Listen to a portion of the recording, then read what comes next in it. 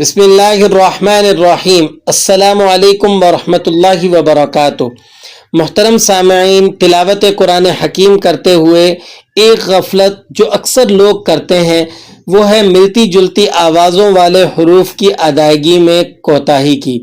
وہ کوتاہی کیا ہے کہ لوگ زبان پر جس طرح چڑھا ہوتا ہے لفظ اس کو ویسے ہی ادا کر دیتے ہیں، اس کے مخرج کا دھیان نہیں کرتے، جس کی وجہ سے ایک الفاظ دوسرے الفاظ کی جگہ سننے کو مل جاتا ہے۔ ان میں سے ہم نے آج دو الفاظ کا انتخاب کیا ہے جن کو آج کے سبق میں ہم انشاءاللہ حل کرنے کی کوشش کریں گے۔ ایک ہے ذال اور دوسرا ہے زا۔ دیکھیں آپ کے سامنے مینشن ہے، ذال کا مخرج بھی آپ کو نظر آ رہا ہے اور زا کا مخرج بھی آپ کو نظر آ رہا ہے۔ دیکھیں ذال کا جو مخرج ہے وہ کیا ہے کہ زبان کی جو نوک ہے اس کو آپ نے اوپر والے دانتوں کے ساتھ لگا کر اس کو ادا کرنا ہے، اور اس میں جو آپ نے احتیاط کرنی ہے وہ اس بات کی ہے کہ آپ اس میں سختی نہیں ڈالیں گے، بالکل نرمی کے ساتھ آپ نے اس کو ادا کرنا ہے، تو پھر یہ ذال نکل آئے گا۔ کس طرح سے؟ ذال ذال۔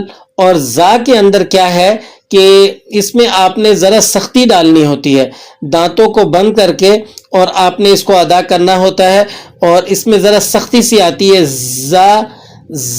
سنسناہٹ سی آپ کو اپنے منہ کے اندر اس کی محسوس ہوگی، تو اس سے زا ادا ہوتا ہے، جبکہ ذال کا معاملہ اس سے مختلف ہے۔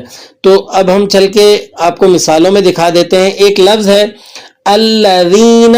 اب یہ قرآن حکیم میں بکثرت استعمال ہونے والا لفظ ہے الذین، لیکن اس کی ادائیگی میں لوگ بہت زیادہ کوتاہی کرتے ہیں، ایک اس کی الذین کی جگہ الذین پڑھ دیتے ہیں۔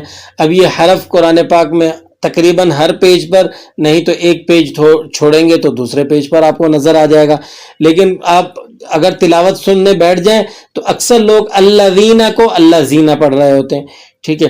تو آج ہم کچھ الفاظ پر ذال اور زا کی مشق کر لیتے ہیں تاکہ ذال کیسے ادا کیا جائے گا اور زا کیسے ادا کیا جائے گا۔ دیکھیں ذال کی کچھ ہم نے مثالیں لی ہیں۔ ذالک، جیسے قرآن حکیم میں آتا ہے ذالک الکتاب لا ریب فیہ، ذالک، ٹھیک ہے، ذالک، اس کو آپ نے ذالک نہیں پڑھنا، بعض لوگ پڑھتے ہیں ذالک الکتاب لا ریب فیہ، ٹھیک ہے، تو اس کو ذال پڑھنا ہے آپ نے۔ ذال میں نے بتایا، ذال کی ادائیگی میں آپ نے زبان کی نوک کو اوپر والے دانتوں کے ساتھ لگا کر نرمی سے ادا کرنا ہے۔ اسی طرح دوسری مثال دیکھیں، والذین، والذین، اب اس کو والذین پڑھنا یہ درست نہیں ہے، والذین، ٹھیک ہے۔ اور تیسری مثال ہے ذہب، ذہب، ذہب، ذہب نہیں بولیں گے اس کو، ذہب، اور یہ ہے ذال کی مثال ہے۔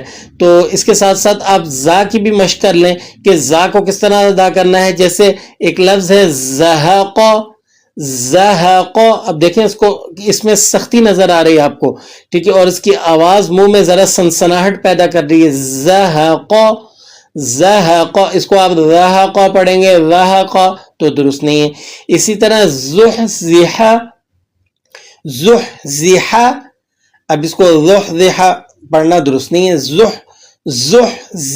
زحزی، جس طرح قرآن کریم میں آتا ہے زلزال، اذا زلزل، زلزل، سورہ زلزال میں آپ کو اذا زلزل، شروع میں اذا ذال ہے پھر زلزل، ٹھیک ہے۔ اسی طرح زحزح، زحزح، اور آخری مثال ہے زجر، زجر، زا سے زجر۔